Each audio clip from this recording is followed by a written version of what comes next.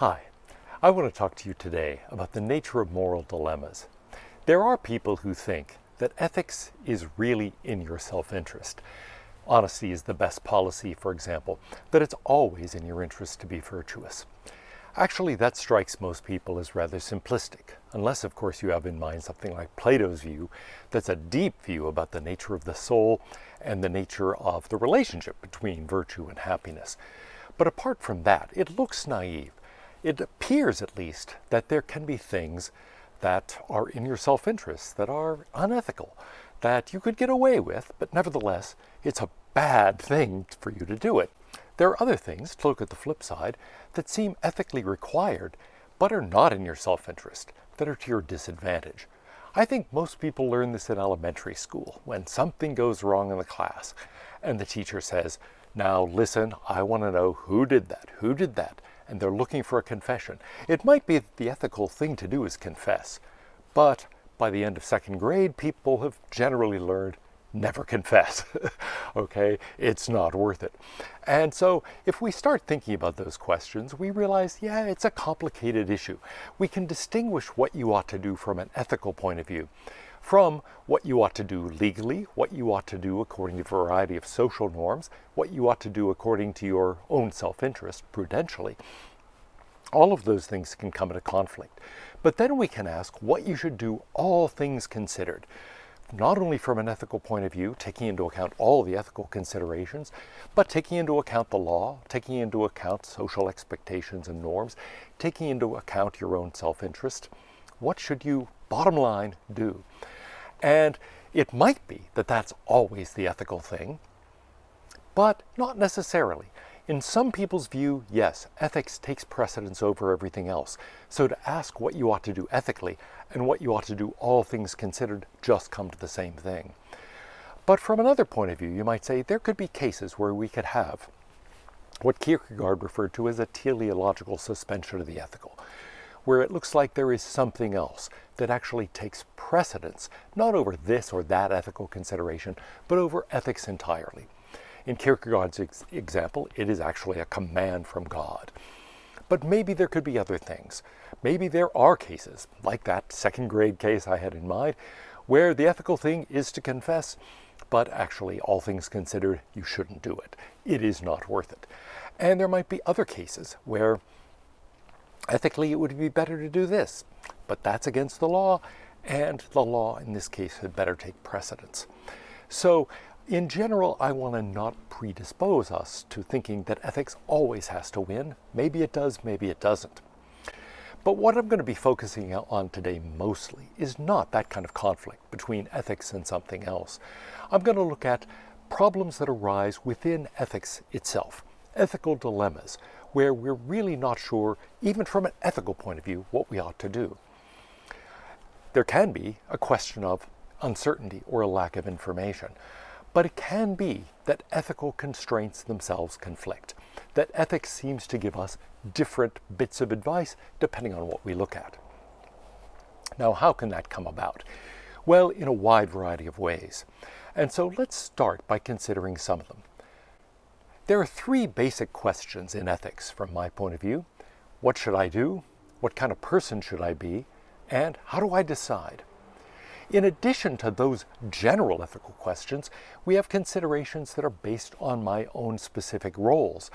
Role ethics tells me that what I ought to do really depends on the relationship I am in with the person I'm thinking about my obligations toward. So I have different kinds of obligations as a father, as a son, as a sibling, as an employee, as an employer, as someone who is simply someone's friend, and so on. All of those have to be distinguished from one another and can be generated independently of general ethical considerations that apply to everyone, no matter what the relationship is. Well, if that's true, then I've got at least 4 kinds of considerations in ethics, and in fact, maybe more. I can think about the question of virtues, what kind of person I ought to be. I can think about what I ought to do, and think of that in terms of roles, for example, or in terms of general constraints, for example, Kant's categorical imperative, rules that apply to me either because of this specific role or relationship, or that apply to people in general. And then I can think, how do I decide? And I can do what the consequentialist suggests and look at consequences, look at effects. And so if I think there are virtues, there are consequences, there are rules that are quite universal, and there are rules or other kinds of considerations that arise out of specific roles that I have, I've got 4 different kinds of constraints that can apply to me from an ethical point of view alone. All of those things can come into conflict with one another. The conflicts between consequentialism and Kantian ethics have been well explored. Ethicists talk about those all the time. But the other kinds of conflicts are real too.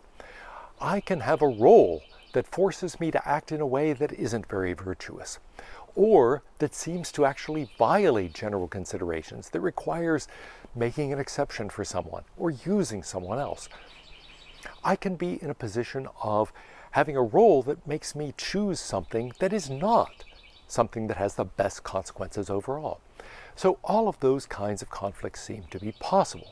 For that matter, it can be that a virtuous person would in some cases make exceptions, or choose something with inferior consequences, or step out of the bounds of their current role. Consequently, we shouldn't assume that all these things go together. There might be times where the virtuous person, for example, makes exceptions, or chooses inferior consequences, or violates the demands of their role, well, at the right time, in the right way, for the right reason. So in short, all of those kinds of conflict are possible. Now within each of those, it looks as if conflicts are possible as well. Let's start with a consequentialist point of view. There are many different things we value. Maybe they all reduce to pleasure and pain, as Bentham and Mill think, but maybe they don't.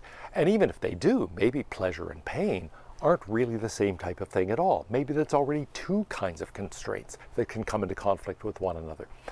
But both Bentham and Mill admit there are many different kinds of pleasures, many different kinds of pains. Maybe in addition to all those kinds of pleasures and pains, there are various other kinds of moral considerations that are relevant to evaluating consequences. All of that suggests that we can come into conflict simply with various kinds of consequences. Maybe something is better by this dimension of consequence, but worse by that dimension. And so, if we've got many things going on at the level of consequences, we're already going to run into conflicts. The same thing can happen from the point of view of virtues. It may be that some virtues conflict with other virtues. It may be that I want to be thoughtful, that's an important virtue, but so is being decisive. And there might be times when I have to choose. I've got a crisis situation. Am I going to be thoughtful and risk acting too late, or am I going to be decisive but risk doing the wrong thing? It may be that those virtues lead me in different directions. He who hesitates is lost, but look before you leap. Both of those seem to reflect something important about a virtue, but they can come into conflict. And the same thing happens with all sorts of other virtues. Prudence can come into conflict with generosity, for example, or justice can come into conflict with mercy. So within this field of ethics, it looks as if we can have conflicts. What about Kantian ethics? Kant thinks he's immune from conflicts because, after all, he gives us one principle, the categorical imperative. Of course, it has different formulations, and so you might think that actually it's possible for them to conflict with one another. Kant doesn't think so, but what if actually making an exception seems to be required by the respect you have for that particular person? Or what if recognizing somebody's autonomy is something that requires you, in a certain sense, to disrespect someone else? Maybe those things are possible. But there are other kinds of worries you might have. When you think about a Kantian situation, it can look like there are general kinds of constraints that can come into conflict. A classic case that the French philosopher Benjamin Constant posed to Kant is, what if you have a murderer at the door who is looking for somebody, an intended victim, who is hiding in your house? What do you do in that kind of case? Normally you'd say it's wrong to tell a lie. You'd also say it's important to save lives. And in this case, it looks like there's a conflict. Can you tell a lie in this case? The example goes all the way back to Augustine, who ends up concluding that you can't tell a lie. That's what Kant concludes as well. But it seems strange, and most people would say, no, in this kind of case, you really can. It looks like from a Kantian point of view, really, we ought to be thinking, well, what do you do in a case where telling a lie might save a life? Are you permitted to do it or not? Is there a contradiction in that kind of case? And it's hard to decide what happens there. It looks as if basically you have to either use your poor friend who is hiding in your house as a means, or you have to use the murderer as a means to saving your friend. You can't respect both. And the worry is that even within Kantian ethics then, unfortunate circumstance can put us in a position where we cannot show respect to two people at once. One or the other has to be used as a means because their goals directly conflict. Role ethics doesn't give us any clearer solution. Not only do I play a number of different roles at once, I might be both an employee and a father, for example, but also it looks as if within the same role, I can run into conflicts. Think about the role of a middle manager, somebody who has to take care of employees, but also has to report to a superior. That can place such a middle manager in a situation of conflict. To please the boss, who is demanding certain things, it looks like, these people working for him have to be exploited. If he's to respect their autonomy and treat them with respect, it may be that he has to end up violating loyalty to the employer and perhaps disobey a direct order from his superior. And so there can be all sorts of situations of that general kind. So we've got conflicts not only between the various components of ethics, but even within each component. It appears to be possible to generate conflicts.